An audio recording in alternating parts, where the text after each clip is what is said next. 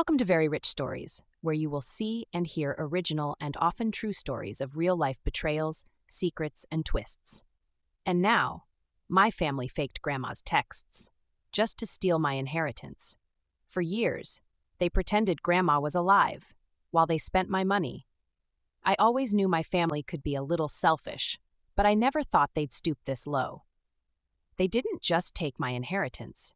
They didn't just lie to my face. They didn't even tell me that my grandma, the one person I thought had my back, was gone. I was hundreds of miles away, busting my butt in college, thinking Grandma was still alive, sending me sweet little texts, dropping me small amounts of money to help me out from time to time. I had no idea those messages weren't coming from her. Because by the time I had arrived for my first semester at university, my grandma was already dead. And my family, my own parents, decided not to tell me. They hid it from me. My grandma and I were super close. It was Grandma that I had the hardest time leaving when I accepted my full scholarship to college, a few states away. But the people who allegedly gave birth to me, but never really acted like it, must have really wanted me gone. And it seems they disrespected Grandma and wanted her gone too. Why? So they could take everything she left me and spend it on themselves and my brother. They took everything, including Grandma.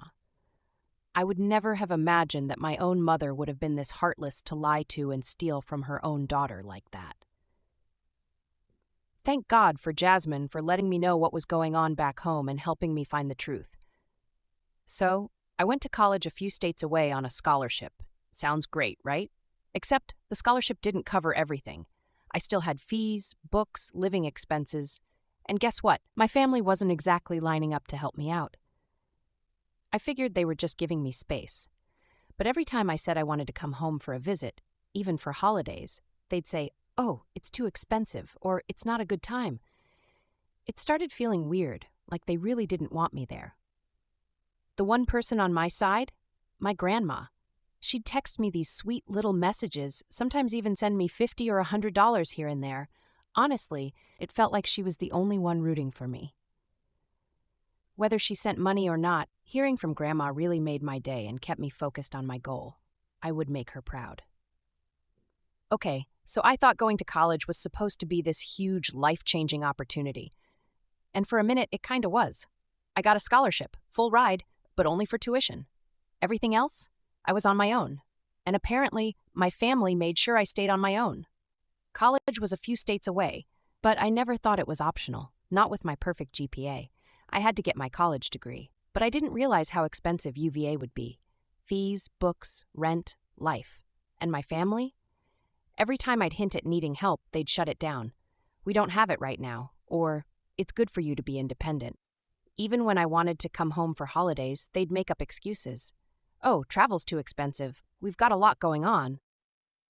I figured they were busy. I mean, life happens, right? I tried to believe that. The one person who made me feel like I wasn't totally alone? My grandma. She'd text me little things. "Proud of you. Keep going, Emily." That was stuff that actually made me feel seen. And every now and then she'd send me some money, saying, "Get yourself something nice." Honestly, it kept me going some days. But that was for the first 2 years of college. She had done that same thing when I was in high school, too. I had the sweetest grandma.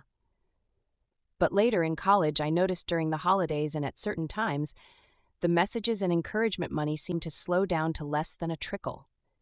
It seemed to nearly dry up. Then it would suddenly pick back up. I thought that was odd. I hoped she was feeling fine and I wanted to go home and visit her. Of all the people back home, it was Grandma that I missed the most. I'd text Grandma, but she wouldn't answer me for days. I chalked it up to old age. I would call her, but she can't hear even a little bit. You would know that if you went to her house and heard how loud she plays the TV. It was sweet of her to send me anything, though, even though up until that point it wasn't regular, and it didn't last. During winter break, since I was almost always strapped for cash, I'd just stay local and work my part-time jobs. The first year when we had to vacate the dorms for winter break, Mrs. Richardson, who owned the coffee shop where I worked, had a niece in college, so I stayed at her niece's house during the winter break because all of the girls that lived in that house went home. They had normal families that wanted to see them. It was my cousin on my dad's side of the family, Jasmine, who spilled family tea. Girl, you're away at college, and I don't even think Melvin is working. Melvin? No. He probably isn't working. He is Mom's pride and joy, and I don't know why. He needs to get in college or get up and get a job or something. Meanwhile, back home, my little brother, who, let's be real, wasn't exactly the family genius, was living it up. Melvin, continues Jasmine. Every time I see him, he's dripping. New clothes, gold jewelry. I swear I saw 2-carat diamond studs in his ears. Private sports coaching. Yeah, like the NBA's going to draft him from his mama's couch. He'd have more of a chance if he was in college. Well, that's the truth. But Emily, they even bought Melvin a brand new sport Jeep for his birthday. Wow, Jazz, I'm sitting here working a bunch of part-time jobs and keeping up with my studies, eating ramen on a regular, and Melvin's living the life. Do you go on his socials? No, not really. I don't have time, and it would just make me mad. Well, he's getting trips like it's nothing. Every month he's posting another vacation like he's a blogger or something. Like where?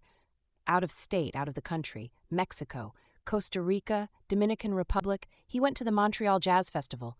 Melvin doesn't even like jazz. Oh, then he was at the Newport Jazz Festival. He's a kid. What does he know about music? Emily, the pictures look legit. Jasmine, 'cause I'm glad to catch up with you, but I've got to go. Talk to you later. Okay, bye. Emily wasn't jealous. She was angry. She was hurt. She might have been furious. She thought about confronting them, but her mother could hear nothing against her precious Melvin. He could do no wrong, even when he was wrong, and was standing in the kitchen with wrong in his hands. If he came in past curfew for his age, it didn't make a difference. If his grades sucked so bad that he couldn't get accepted to college, mostly because he didn't even go to class, their mother would just cover for him. And the dad let their mother dote on him and paid little attention to the house, but was always at work and working his businesses. The only person who really seemed to have my back was my grandma. She wasn't big on phone calls. They said it was her hearing, but she'd text me sometimes. Encouraging texts like, Emily, I know you will do well. Sometimes she'd even send me a little money, like, here, buy yourself something nice. And honestly, those texts and those tiny amounts of money, they got me through some pretty rough times. But then things started feeling a little off. Like, I'd text Grandma back with specific questions, and her responses would be super generic. Or I'd mention something I told her before, and she'd act like she'd never heard it. Once I asked how her best friend and neighbor, Jane, was doing, and she totally ignored it. I brushed it off. I mean, she was old. Maybe it was memory stuff.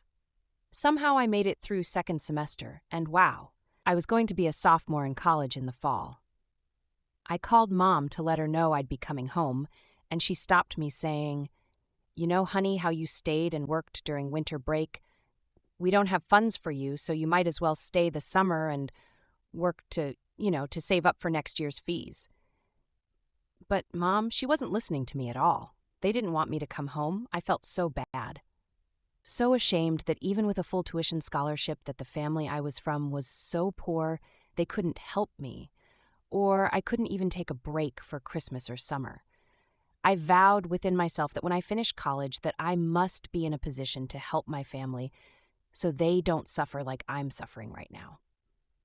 Funny though, I always thought we were middle class to upper middle class. I don't feel like we grew up poor. But hearing about and sensing this financial strain gave me the drive to push forward and pursue my education and dreams. Yet in the back of my mind, I wondered how my brother Melvin was able to take so many trips. Lord, I hope he's not doing anything illegal. Emily turned her mind back to work and survival, really. After this horrible blow, Mrs. Richardson, who had become a surrogate mother to me, noticed my crestfallen face.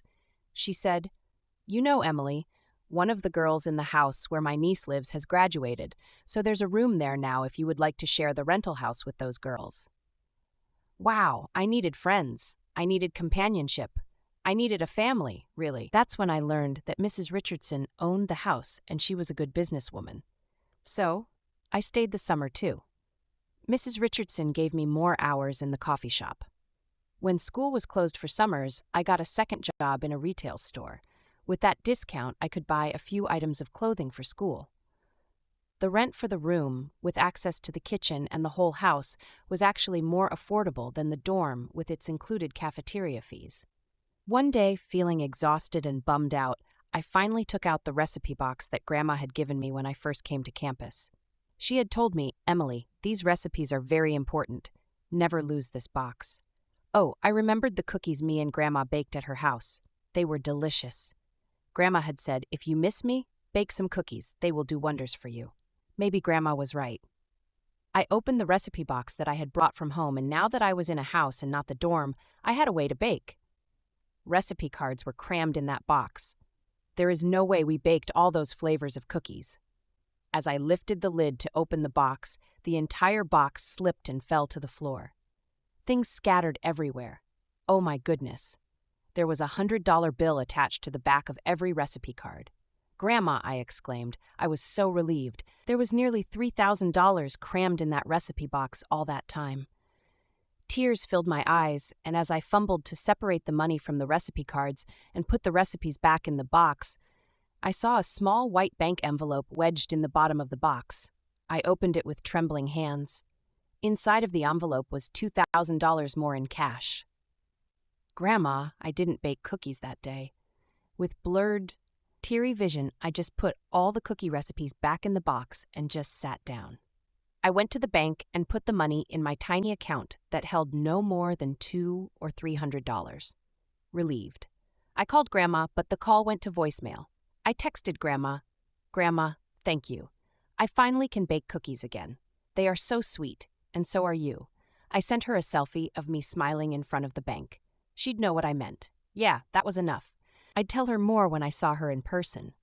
I told Grandma that I moved from the dorm to a house with some other students, and it was very affordable. She suddenly started sending me $250 a month, almost like clockwork. Well, it was a bank transfer. I don't know how Grandma figured that out. Maybe someone at the bank helped her. At any rate, I texted her and thanked her. You know, a real card would be nicer. I started writing notes and cards to Grandma once a month when her benevolence hit my bank account, and usually just in time each month for rent, and it was half of my rental for the small room. Third semester was a little easier. I didn't feel so alone and made friends with the other girls in the house. That house was amazing. It was big and had 6 ensuite bedrooms. I didn't go home the second winter break or summer either. It was as though I had moved to that college town. It was welcoming. I had made friends, and Mrs. Richardson had been wonderful to me since the first day I met her. One day I took a dozen cookies that I made from Grandma's recipes to the coffee shop. Mrs. Richardson loved them and asked if I might consider making them for her coffee shop. I said sure, and quit my second job and baked cookies all the time. It was a joy, and the students were buying them not just individually, but by the handful, and then by the bagful, and then by the boxful, a dozen at a time. She had a commercial kitchen in the coffee shop as they sold other baked goods, but the cookie sales took over. I baked every day, so there was the fresh smell of cookies, flavor of the day, and coffee. It was intoxicating, and there was a line every afternoon. I became interested in coffee and how it was sourced and learned so much about business from Mrs. Richardson. She didn't just have the coffee shop. She owned real estate that was very profitable since the students needed apartments. I suggested to her that we could look for a direct source of coffee from Kenya and form a relationship with Kenyan women. Then I had suggested to her that we could roast the coffee ourselves and offer it in the store. And what about you, Emily? Me? Oh, wow. It was so nice to have someone concerned about me. The cookies and coffee became so popular that I then said to her that we should set up a website. Mrs. Richardson was amazed at how much people love coffee and cookies, and we began to double profits. Using what I was learning in Darden, since I was a business major, I suggested to her that she should open another coffee shop in another college town. She opened up another coffee shop in neighboring college towns, one at JMU, Radford, Hamden, Sydney, and Longwood. Each one took off as if these kids never had coffee and cookies before. This began her coffee shop, roasting and selling empire. Mrs. Richardson was widowed and had no children, so we kind of adopted each other. Her niece and I remained friends, but she had gotten married and moved abroad, busy with her own life. This was different for Emily since she didn't have to compete with anyone for well-deserved attention. It was exhilarating to be seen and heard and to be doing business successfully. Mrs. Richardson found and rented automated commercial kitchen just for baking Grandma's cookies.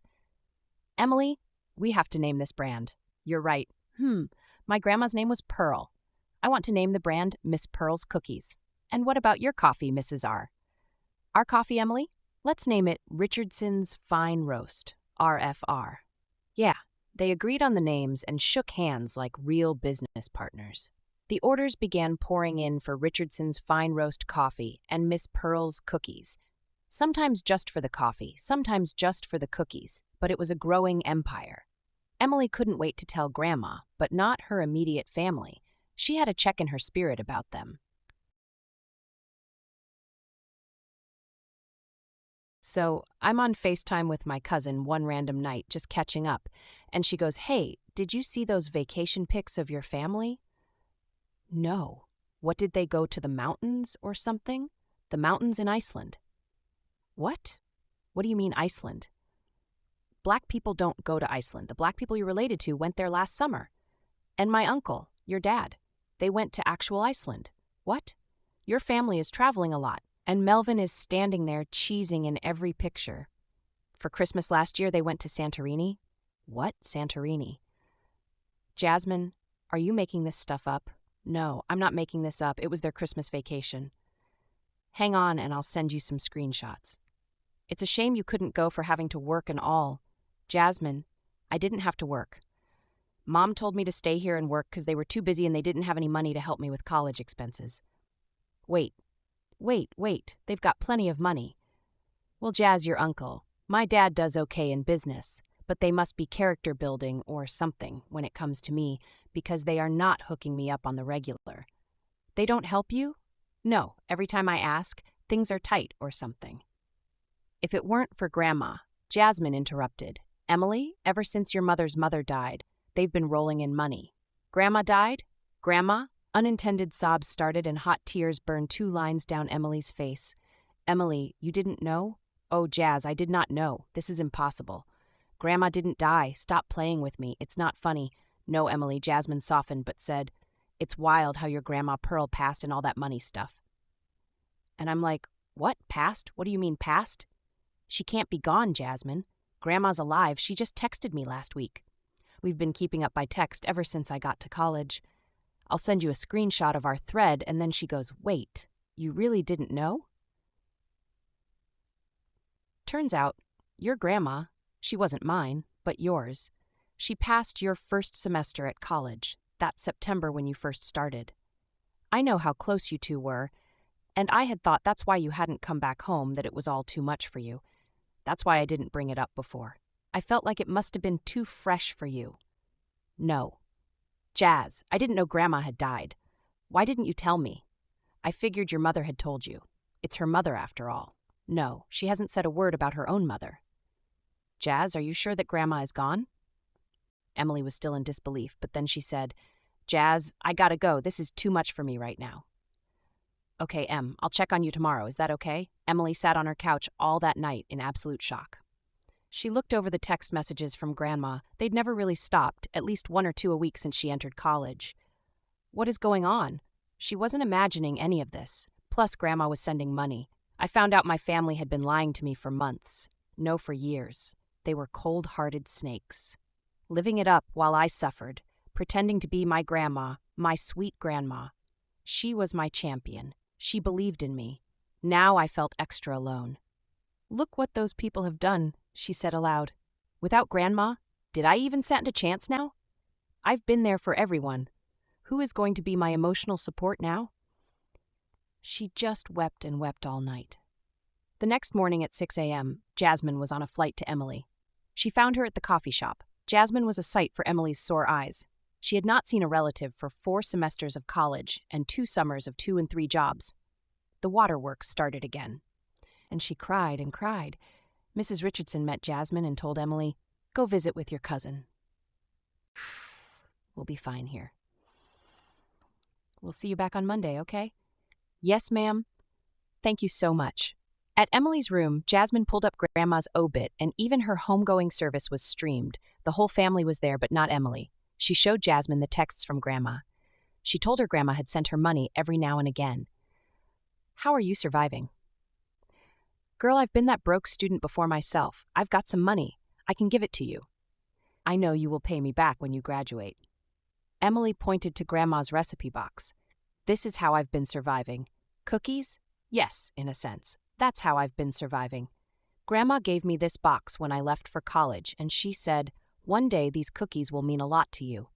One day when I was a little down, I took out the recipe box to bake. The box fell on the floor, and I found that Grandma had hidden cash money in it. Oh, wow, Jasmine said. They put their heads together and figured it out. Emily stated clearly, my family was pretending to be her, keeping up this little fake act. And why? Money, they both said together. Isn't it always about money? Jasmine, Grandma was a retired, well-off businesswoman. My mother was always trying to get money from her, by hook or crook. But Grandma had stopped falling for her schemes and fake emergencies. So, when Grandma died, my mother finally got her greedy little fingers on all that inheritance. That has got to be the answer. They said it was like $4 million. $4 million, Emily gasped in disbelief. They are living it up, especially Golden Boy, Melvin. And what did I get? I know Grandma wouldn't leave me out. Jazz, Grandma was in my corner when I didn't even know I had a corner or that there was a fight going on or a boxing ring. And you, girl, you are the best cousin in America. No, in the entire world. You are more like a real sibling to me than anyone. Thank you so much for coming up to see me. This means everything to me. They sat in silence for a beat, then Emily continued. They have been gaslighting me for years. I can't believe Grandma is gone.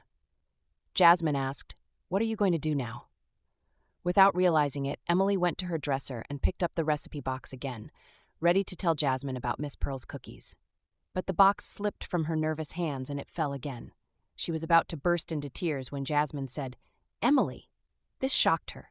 What is that key to? What key? When the box fell, a little compartment opened up and a key fell out. I don't know, Jazz, but we've got to go find out. I'm going back with you.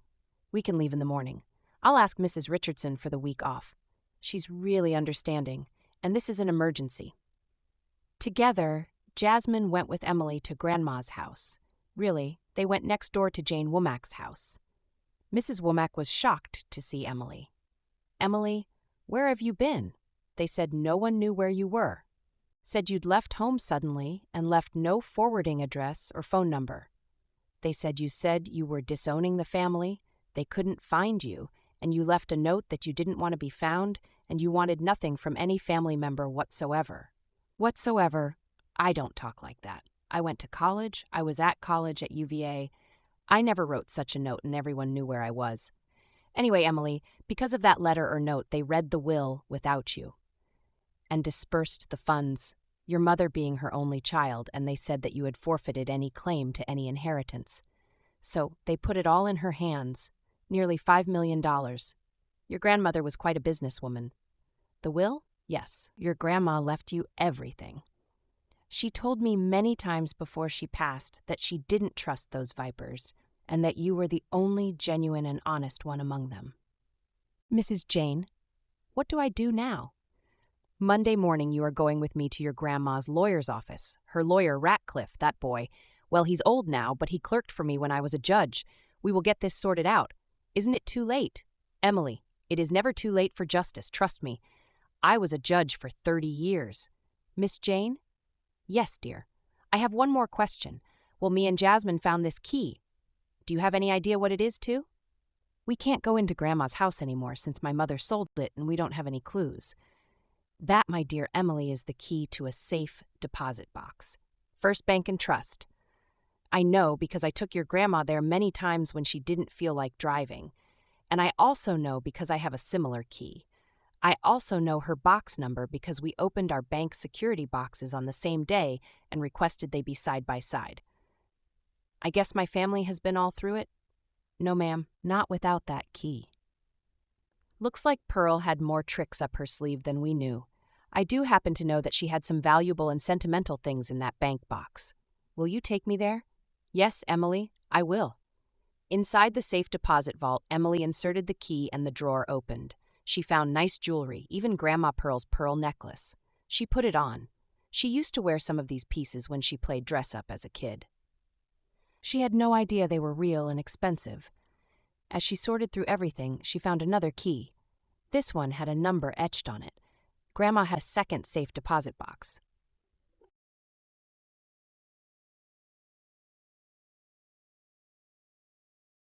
With the help of the banker, Emily opened that one.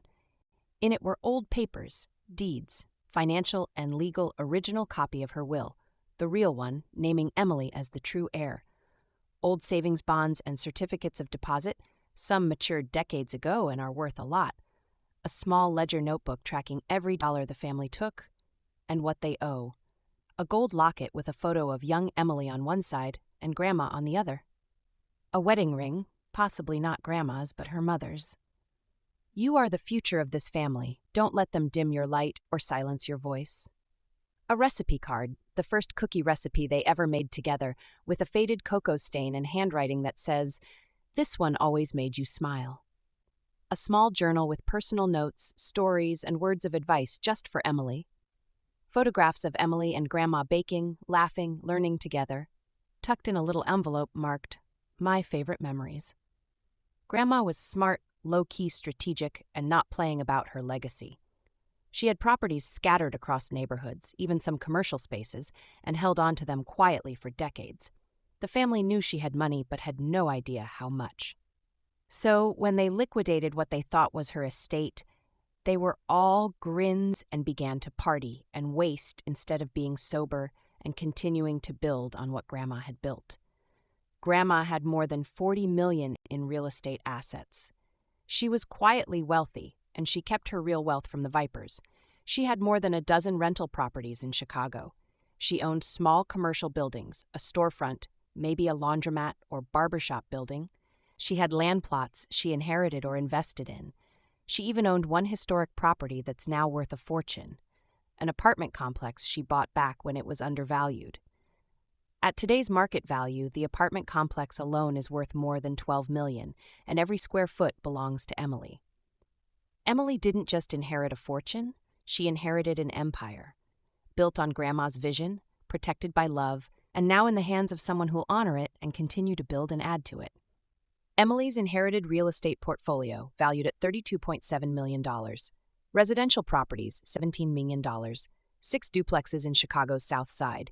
Income-producing, fully rented, 3 brownstones in up-and-coming neighborhoods, classic architecture, high value, 2 lakefront homes, 1 rented, 1 a future retreat, 1 modest home in the suburb where Emily grew up. The emotional one. Grandma kept quiet. Commercial properties, $10.2, 1 corner building with 3 retail storefronts, includes a barber shop, nail salon, and small restaurant, 1 standalone laundromat building with loyal customers and coin cash flow, 1 office building rented by small Black-owned businesses. Grandma was intentional. Vacant land and hidden gems. 4 city lots quietly increasing in value.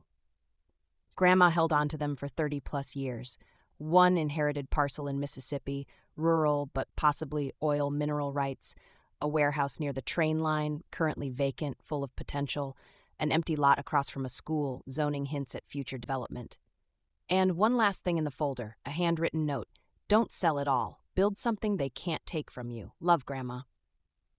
Emily now has monthly rental income as well as the lump sum of all that had been collected in the past 2 years since Grandma had passed. The property management company didn't often hear from Grandma anyway. They just managed all the properties, collected the rents, and directly deposited her rents and proceeds in yet another bank under her trust and holding funds, which the family had absolutely no knowledge of. Go, Grandma. Weeks before she died, Grandma had changed her mailing address for every document to the management company. When Emily met them, they gave her all the cards and letters she had written to Grandma. Emily thought to herself, no wonder they hadn't been returned to her in the mail. This was a bittersweet moment. The memory of Grandma, but the lost connection, and she hadn't even known it. Emily put her business face back on and continued with the meeting. She learned that the management company had sent all quarterly and annual statements and documents to her designated CPA firm. Emily had equity to leverage. She had property to develop. She had a seat at the table and the keys to the building, all the buildings.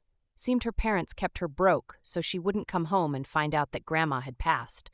They never knew how tight Emily and Jasmine were and that they talked regularly. Grandma was old school, smart, private. Emily found a thick envelope that read, "Negotiable instrument, bearer bond enclosed."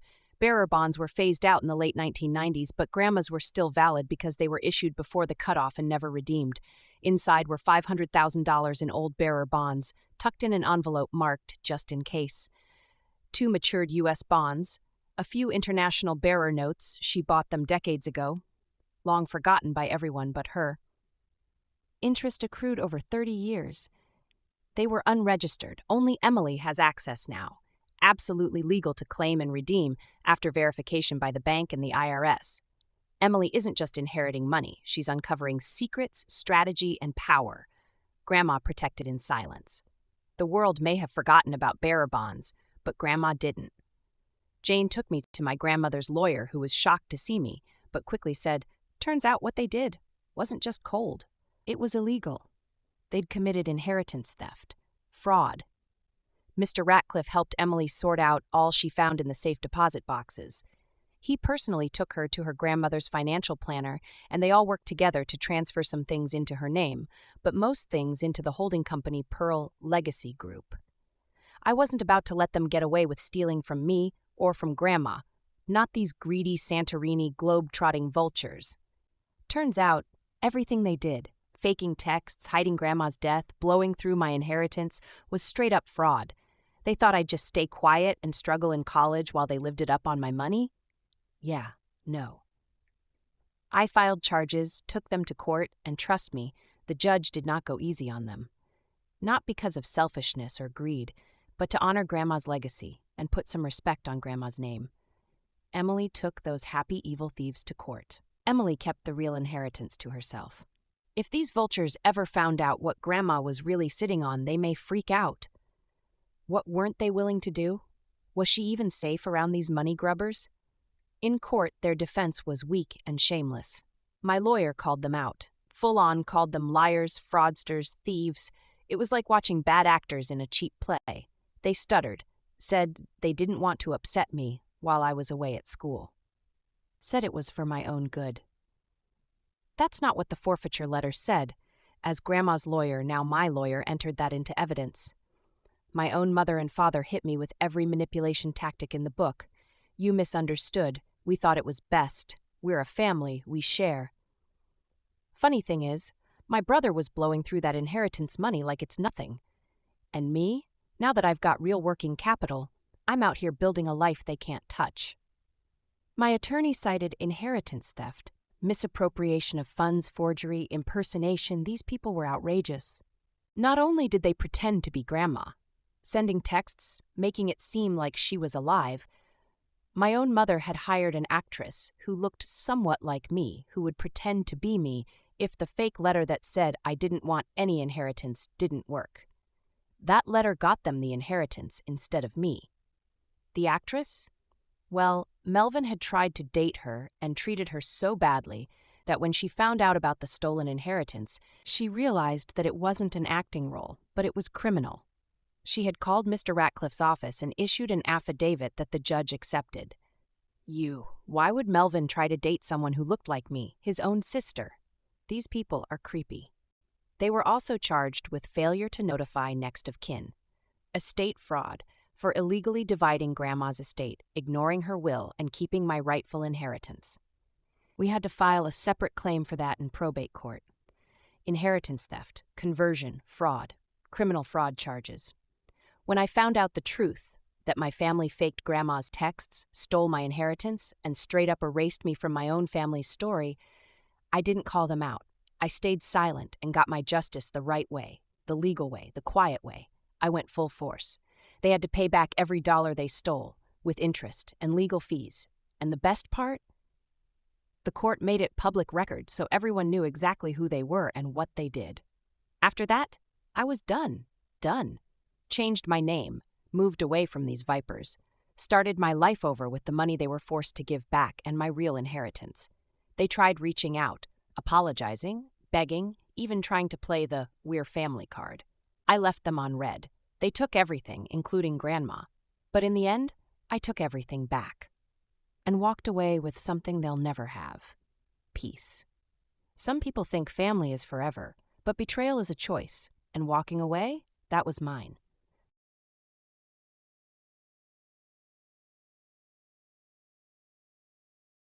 They thought they could get away with it, but no, this wasn't some petty little inheritance.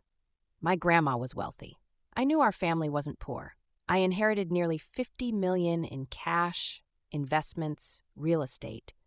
Grandma was old school with the bearer bonds, but she was up to date in other ways. She even had Bitcoin. I found her layered login credentials and password to Coinbase in the second safe deposit box. Money that was supposed to change my life. And they didn't just take it, they blew through it like it was pocket change. Cars, vacations, and that's when the texts would slow down, when they were on vacation because they didn't take Grandma's phone with them.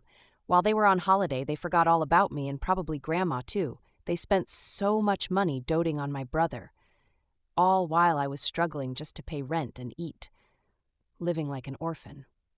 Thank God for Mrs. Richardson, who was like a mother to me. Anyway, those blood relatives, I hit them where it hurt the most. In court. I filed a lawsuit for inheritance theft, fraud, and estate misappropriation. And when the truth came out, they didn't just have to pay me back every dollar. The judge hit them with damages, legal fees, and penalties. Let's just say they lost a whole lot more than they stole. Once the case was over, Em and Jasmine hugged like real sisters. Emily went on to change her last name to her grandmother's maiden name and hyphenated it with Richardson because Mrs. Richardson became more like a mother to her than her real mother. I asked Mrs. Richardson to adopt me because I had already adopted her as my mother. Some of what I would have shared with my family if they hadn't treated me so badly, I gave to Jasmine to get her off to a good start in life. My cousin's sister, Jasmine, is now a millionaire too because real family shares. I taught Jazz how to be a quiet businesswoman so leeches won't always be trying to hit you up for money. She's quite content with that and has opened her first business and is now looking into real estate. Go Jazz! I disappeared. Well, I didn't really disappear. I silently run and invest in businesses that make me even more successful than Grandma was. Guess I got her genes for money-making after all. They had no idea how successful I had become. I didn't even do it to show them. I did it for me, to show myself that I am not only enough. Some days, I am so tough that I might be more than enough. They tried to reach out, tried to make peace. Nope, you don't steal from me, lie to me, make me suffer for years all alone, and then act like nothing happened. I have so much staff and security around me now, they couldn't get to me even if they knew where I lived. Some days, it still makes me sad that they took everything, including Grandma. Grandma was the real deal, and I didn't even get to say goodbye to her. But in the end, I took my life back, and they'll be stuck with their shame, their debt, and each other. Me, I'm living the life Grandma wanted for me, on my terms, and far, far away from the vipers. Oh, I'm sure they have enough. My father is still working incessantly, so my mother can continue doting on Melvin. But after court, she burst out why she did it. She was always jealous of my relationship with her mother and was afraid that Grandma would leave me inheritance and not her. Well, that was exactly what happened. However, this is not my problem and not my concern anymore. It's a shame when people you are related to are toxic and should be avoided. So yeah, I learned the hard way. Family doesn't always mean loyalty. Sometimes they'll look you in the face and lie while you're barely surviving. Moral of the story: don't ignore the red flags, even when they're coming from your own blood. So yeah, sometimes the people you think are in your corner are the ones holding the knife. Just because they share your blood doesn't mean they won't try to draw it. It doesn't mean that they'll ever have your back. Painful and emotional lessons learned. In addition to the cookies, Miss Pearl's cookies, Emily knew exactly what to do next, and how to honor her grandma's legacy. Have you ever been betrayed by your own family? Give us a like and subscribe. It goes a long way. Thanks.